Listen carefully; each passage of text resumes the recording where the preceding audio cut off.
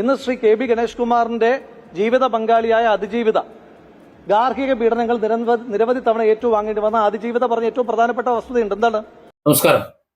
മന്ത്രി K B Ganesh കുമാറിനെതിരെ മന്ത്രിയുടെ ഭാര്യ കൊടുത്ത പരാതി, അതൊരു സീരിയസ് ആയ പരാതി എടുക്കേണ്ട ഒരു കാര്യമാണ്.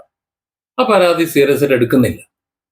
നേരത്തെ എന്റെ വീഡിയോയിൽ പറഞ്ഞിരുന്നത് പോലെ മന്ത്രിക്ക് സ്വന്തം ഇഷ്ടപ്പെടും, മന്ത്രിക്ക് എല്ലാവർക്കും അവരുടെ ഇഷ്ടത്തിന് പ്രണയം അനുഭവിക്കാം, ഒരു കുഴപ്പമില്ല. പക്ഷെ ഒരാളെ ബുദ്ധിമുട്ടിക്കുമ്പോൾ, പീഡിപ്പിക്കുമ്പോൾ, ശാരീരികമായി ഉപദ്രവിക്കുമ്പോൾ, ഒരു മാനസികമായി ടോർച്ചർ ചെയ്യുന്ന സമയത്ത്, മറ്റുള്ളവരെ വിട്ട് മർദ്ദിക്കുന്ന സമയത്ത് നമ്മൾ കേസെടുക്കണമല്ലോ.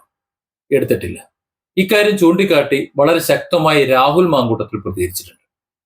രാഹുലിന് പ്രതികരിച്ചേ പറ്റൂ. കാരണം രാഹുൽ മാങ്കൂട്ടത്തിന്റെ 3 കേസുകളും പോലീസ് എടുത്തിട്ടുള്ളത് സമാനമായ രീതിയിലാണ്. നേരിട്ട് പോലീസ് സ്റ്റേഷനിൽ ഒരു പരാതി പോലും വന്നിട്ടില്ല. എവിടെ നിന്നോ ആരോ ഒരാൾ ഒരു പരാതി മുഖ്യമന്ത്രിക്ക് അയക്കുന്നു. ആദ്യത്തെ മുഖ്യമന്ത്രിക്കാണെങ്കിൽ മറ്റൊന്ന് പ്രതിപക്ഷ നേതാവിനോ KPCCക്കോ ഒക്കെ അയക്കുന്നു. മൂന്നാമത്തെ പരാതി വീണ്ടും മുഖ്യമന്ത്രിക്ക് അയക്കുന്നു. അല്ലാതെ പോലീസ് മേധാവിക്കോ പോലീസിനോ ലോക്കൽ പോലീസിലോ ഒന്നും ഒരു പരാതി വന്നില്ല. ഒരു ഇമെയിൽ നാഥനില്ലാത്ത തികച്ചും അനാഥമായ ഒരു മെയിൽ വന്നപ്പോൾ ആ മെയിൽ പോലീസിന് കൈമാറിയിട്ട് ഒരു SIT രൂപീകരിച്ചിട്ട് ആ SIT വെച്ച് അന്വേഷിക്കുന്നതിന് വേണ്ടി അതിനു മുമ്പ് ഒരു ജനപ്രതിനിധിയെ അറസ്റ്റ് ചെയ്ത് ജയിലിലിടാൻ നോക്കി. ഒരുപാട് കളികൾ കളിച്ച് ഈ മാധ്യമ ലോകം നമുക്കത് കാണിച്ചു തന്നതാ. ഇവിടെ പോലീസുകാർ കേരളം മുഴുവൻ അരിച്ചു പറിക്കിയതാ മുൻകൂർ ജാമ്യ കേസ് നിലനിൽക്കുന്ന സമയത്ത്. അവസാനം മുൻകൂർ ജാമ്യം കിട്ടിയതിനു ശേഷമാണ് രാഹുൽ മാങ്കൂട്ടത്തിൽ പുറത്തു വന്നത്. എന്നാൽ അതിനുശേഷം അദ്ദേഹത്തെ അറസ്റ്റ് ഇടാൻ വേണ്ടി വീണ്ടും ഒരു കേസ്, ഇതുപോലെ തന്നെ ഒരു ഇമെയിൽ, എല്ലാ ഇമെയിലാണ്, സെയിം ടെംപ്ലേറ്റ് ആണ്. അങ്ങനെ ഒരു ഇമെയിൽ, ഒരു അന്തവും കുന്തവും ഇല്ലാത്ത ഒരു മെയിൽ വന്നതിന് ശേഷം പിന്നീട് പരാതിക്കാർക്ക് നേരിട്ട് വരുന്നതിന് മുമ്പ് ഇപ്പോഴും പരാതിക്കാർ ആരാണെന്ന് ആർക്കും അറിയില്ല. ആ നിലയിലുള്ള ഒരു പരാതി വന്നപ്പോൾ ഒരു SIT രൂപീകരിച്ചിട്ട് രാത്രി 12-12:30 മണിയായപ്പോൾ രാഹുൽ മാങ്കൂട്ടത്തിനെ അറസ്റ്റ് ചെയ്ത് പിന്നെ കോടതിയിൽ മുമ്പാകെ ഹാജരാക്കി റിമാൻഡ് ചെയ്തു. കാരണം ആ വകുപ്പുകളാണ് ചെയ്തിരുന്നത്. പിന്നെ റിമാൻഡ് ചെയ്യാല്ലാതെ വേറെ മാർഗമില്ലല്ലോ. അങ്ങനെ അത് ചെയ്തു. എന്നാൽ അതുപോലെ തന്നെ വീട്ടില് വളരെ ക്രൂരമായി മർദ്ദിച്ച്, അതും എങ്ങനെ, ഭാര്യയെ ഭർത്താവല്ല മർദ്ദിക്കുന്നത്, ഭർത്താവിന്റെ സിങ്കിടുകളും കൊടുക്കും.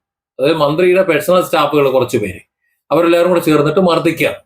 മർദ്ദനത്തിന്റെ കാരണം എന്ന് പറയുമ്പോൾ സ്വാഭാവികമായിട്ടും തന്റെ ബെഡ്റൂമിൽ വേറൊരു പെണ്ണിനെ വിളിച്ചു കയറ്റിയതാണ്. പക്ഷെ ആ വിളിച്ചു കയറ്റിയതും അവരുമായിട്ടുള്ള ശാരീരിക ബന്ധമൊക്കെ മന്ത്രിയുടെ ഇഷ്ടമായതുകൊണ്ട് അത് ഈ സ്ത്രീക്ക് പരാതി പറയാൻ പറ്റൂല. അതിനിപ്പോ ആർക്കും ആരോടും പ്രണയം തോന്നിക്കഴിഞ്ഞാൽ അതൊക്കെ ആകാം. അതാണ് നമ്മുടെ നിയമം എന്ന് പറയുന്നത്. അതേ ഇപ്പൊ പറ്റുള്ളൂ. പക്ഷെ ഇത് മന്ത്രി അവരെ മർദ്ദിച്ചായിട്ടൊരു പരാതി രേഖാമൂലം 112 വിളിച്ചു പറയുന്നു. സ്പോട്ടിൽ പോലീസ് അവിടെ വരുന്നു. പിന്നെ രേഖാമൂലം പരാതി കൊടുക്കുന്നു. പരാതി കൊടുത്തിട്ടൊന്നും ഒരു രക്ഷയില്ല. അതായത് ഒരു ഇമെയിൽ അയച്ചപ്പോൾ SIT രൂപീകരിച്ച സ്ഥാനത്ത് രേഖാമൂലം പരാതി കൊടുത്തിട്ട്, പോലീസിൽ പരാതി കൊടുത്തിട്ട് യാതൊരു തുമ്പുമില്ല.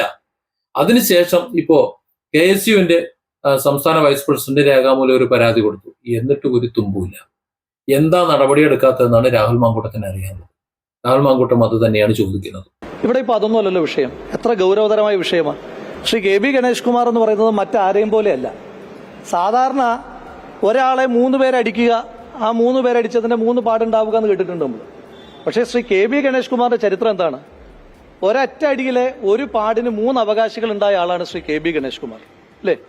സാധാരണ 3 അടി ഉണ്ടാകാറുണ്ട്. ഇത് ഒറ്റ അടിക്ക് 3 അവകാശികൾ ഉണ്ടായിട്ടുള്ള ആളാണ്. ആ അടിയുടെ പാടിന് 3 അവകാശികൾ ഉണ്ടായിട്ടുള്ള ആളാണ് ശ്രീ കെ ബി ഗണേഷ് കുമാർ. ഇതൊക്കെ കേരളീയ പൊതുസമൂഹത്തിന് നല്ല ബോധ്യമുണ്ട്. ഇപ്പം സംഭവിച്ചുകൊണ്ടിരിക്കുന്നത്, ശ്രീ ഉമ്മൻചാണ്ടി എന്ന് പറയുന്ന മനുഷ്യന്റെ മനസ്സ് എപ്പോഴെങ്കിലും വേദനിച്ചിട്ടുണ്ടെങ്കിൽ അതിന്റെ കൂലിയാണ് എന്ന് ശ്രീ കെ ബി ഗണേഷ് കുമാർ മനസ്സിലാക്കുന്നത് നന്നായിരിക്കും. ഇനി ഗൗരവതരമായ ചോദ്യമുള്ളത്, ഈ സംസ്ഥാനം ഭരിക്കുന്ന സംസ്ഥാന സർക്കാർ ഒരു മെയിലിലൂടെ, ഊരും പേരുമില്ലാത്ത, ആരുടേതാണെന്ന് പോലും അറിയാത്ത മെയിലിലൂടെ SIT രൂപീകരിച്ച് അന്വേഷണം നടത്തി ഒരു ഹോട്ടൽ വളഞ്ഞ് ജനപ്രതിനിധിയെ അറസ്റ്റ് ചെയ്യാൻ താൽപര്യപ്പെടുന്ന കേരള പോലീസിന് നേതൃത്വം കൊടുക്കുന്ന കേരളത്തിന്റെ മുഖ്യമന്ത്രി ശ്രീ പിണറായി വിജയനോട് ചോദിക്കാനായിട്ടുള്ളത്, അങ്ങയുടെ ക്ലിഫ് ഹൌസിനോട് വളരെ അടുത്ത് താമസിക്കുന്ന ശ്രീ കെ ബി ഗണേഷ് കുമാറിനെ അറസ്റ്റ് ചെയ്യാൻ അങ്ങയുടെ പോലീസ് എപ്പോഴാണ് പുറപ്പെടുക? എപ്പോഴാണ് ആ മന്ത്രിയുടെ രാജി ചോദിച്ചു വാങ്ങിച്ചതിന് ശേഷം കസേരയിലേക്ക് ചമറിഞ്ഞിരുന്നിട്ട് കപ്പിൽ ചായ കുടിക്കുക എന്നൊക്കെ അറിയാൻ കേരളത്തിലെ ജനങ്ങൾക്ക് താല്പര്യമുണ്ട്. ഇതിനകത്ത് വളരെ ഗൗരവതരമായ വിഷയമുണ്ട്. കേരളത്തിന്റെ പൊതുസമൂഹം ചോദിക്കുന്നുണ്ട്. ആരോപണങ്ങൾ ഉന്നയിക്കുമ്പോൾ അതിനകത്ത് ആ ആരോപണങ്ങളുടെ കേസ് അന്വേഷിക്കുന്നതിനകത്ത് രാഷ്ട്രീയമുണ്ടോ? ജനങ്ങൾ ചോദിക്കുകയാണ്. ആ ചോദിക്കുമ്പോൾ ഇവരെന്താ മറുപടി പറയാൻ പോകുന്നത്?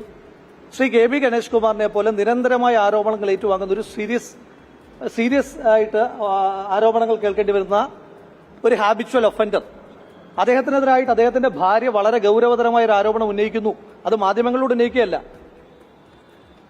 അവര് ഈ സംസ്ഥാനത്തിനകത്ത് ഈ രാജ്യത്തിനകത്ത് തന്നെ എല്ലാ സ്ത്രീകൾക്കും വിശ്വാസത്തോടുകൂടി പരാതി പറയുവാൻ കഴിയുന്ന കൺട്രോൾ റൂം നമ്പർ അല്ലെ 112 അവർ വിളിക്കുന്നു.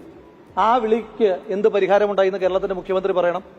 2, അതിനെ തുടർന്ന് SP ആ വിഷയത്തിനകത്ത് ഇടപെട്ടിട്ട് എന്ത് മറുപടി ഉണ്ടായി, എന്ത് തീരുമാനമുണ്ടായി എന്ന് SP പറയണം. ഇന്ന് ശ്രീ കെ ബി ഗണേഷ് കുമാറിന്റെ ജീവിത പങ്കാളിയായ അതിജീവിത ഗാർഹിക പീഡനങ്ങൾ നിരവധി തവണ ഏറ്റുവാങ്ങേണ്ടി വന്ന അതിജീവിത പറഞ്ഞ ഏറ്റവും പ്രധാനപ്പെട്ട വസ്തുതയുണ്ട്. എന്താണ് അവര് പറഞ്ഞത്? അവരുടെ ഫോൺ ചോർത്തിക്കൊണ്ടിരിക്കുകയാണ് മന്ത്രി. എങ്ങനെയാണ് കഴിയുന്നത്? നിങ്ങൾ വിചാരിച്ച ഫോൺ ചോർത്താൻ കഴിയുമോ? എത്ര ഗൗരവമുള്ള ആരോപണമാണ് അവർ ഉന്നയിച്ചിരിക്കുന്നത്. കൃത്യമായ അധികാരത്തിന്റെ എല്ലാ തരത്തിലുമുള്ള ദുർവിനിയോഗം അല്ലേ നടന്നിരിക്കുന്നത്. എങ്ങനെയാണ് ഒരു വ്യക്തിയുടെ ഫോൺ ചോർത്തുവാൻ, ആ ഫോണിലേക്ക് വരുന്ന കോളുകളുടെ ടെക്സ്റ്റുകളുടെ ഡീറ്റെയിൽസ് ഈ സംസ്ഥാനം ഭരിക്കുന്ന ഒരു മന്ത്രിക്ക് അറിയാനുള്ള സംവിധാനം എന്താ? അങ്ങനെയാണോ എല്ലാ മന്ത്രിമാരും പ്രവർത്തിക്കുന്നത്? അറിയാൻ കേരളീയ പൊതുസമൂഹത്തിന് താല്പര്യമുണ്ട്. ഇനി മറ്റൊരു ഗൗരവതരമായ വിഷയം അവർ തന്നെ പറയുന്നുണ്ട്, ഈ അതിജീവിത തന്നെ പറയുന്നുണ്ട്, ബഹുമാനപ്പെട്ട കേരളത്തിന്റെ മുഖ്യമന്ത്രിയുടെ മകളെ അവർ വിളിച്ചിരുന്നു. ഞാൻ ചോദിച്ചോട്ടെ, ഇത്ര ഗൗരവത്തിലുള്ള ഒരു വിഷയത്തിനകത്ത് പരാതി പറഞ്ഞുകൊണ്ട് കേരളത്തിന്റെ മുഖ്യമന്ത്രിയുടെ മകളെ വിളിച്ചിട്ട് എന്ത് നടപടിയാണ് ആ വിഷയത്തിനകത്ത് ഉണ്ടായത് എന്ന് കേരളത്തിന്റെ മുഖ്യമന്ത്രി പറയണം, കേരളത്തിന്റെ ആഭ്യന്തര വകുപ്പ് പറയണം, പോലീസ് സംവിധാനം പറയണം. ഇനി ശ്രീ കെ ബി ഗണേഷ് കുമാറിനോടുള്ള പ്രത്യക്ഷത്തിലുള്ള ചോദ്യം, അദ്ദേഹം മറുപടി പറഞ്ഞതിന് ശേഷം ബാക്കി ഞാൻ പറയാം. അദ്ദേഹം പറഞ്ഞല്ലോ അദ്ദേഹത്തിന് ധാരാളം പ്രണയങ്ങളുണ്ട് എന്ന്. അദ്ദേഹത്തിന് എത്ര പ്രണയങ്ങൾ ഉണ്ടാകുന്നു എന്ന് നമ്മുടെ വിഷയമല്ല. ഞാൻ സാധാരണ ഇത്തരത്തിലുള്ള ഒരു മനുഷ്യന്റെയും വ്യക്തിപരമായ ജീവിതത്തിലേക്ക് കടന്നുകയറ്റം ഒരു കാലഘട്ടത്തിൽ നടത്തിയിട്ടില്ലാത്ത ഒരാളാണ്.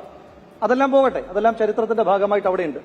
പക്ഷെ ഞാൻ ചോദിക്കുന്നു, ശ്രീ കെ ബി ഗണേഷ് കുമാർ അദ്ദേഹത്തിന്റെ പ്രണയത്തൊക്കെ അങ്ങനെ നിൽക്കട്ടെ, നമുക്ക് അതിനകത്തൊക്കെ അദ്ദേഹത്തിന്റെ സ്വാതന്ത്ര്യം. പക്ഷെ അതേ KSRTC മന്ത്രിയല്ലേ, അല്ലാതെ KSRTC ബസ്സൊന്നുമല്ലോ കൈ കാണിക്കുന്ന സ്ഥലത്തു നിന്നൊക്കെ ആളുകളെ വിളിച്ച് കയറ്റാനായിട്ട്.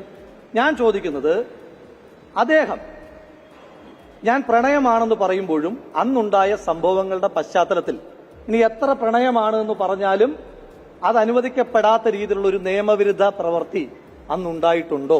അദ്ദേഹം മറുപടി പറയട്ടെ. 1, അന്നത്തെ ദിവസം നടന്ന സംഭവ വികാസങ്ങളിൽ അദ്ദേഹം ഇനി എന്ത് പ്രണയമാണെന്ന് പറഞ്ഞാലും ഈ രാജ്യത്തിന്റെ ഒരു നിയമത്തിന്റെയും പരിരക്ഷ ലഭിക്കാത്ത ഒരു ഗുരുതരമായ crime Shri K B Ganesh Kumar നടത്തിയിട്ടുണ്ടോ? Different angles. Don't forget to subscribe and support this channel.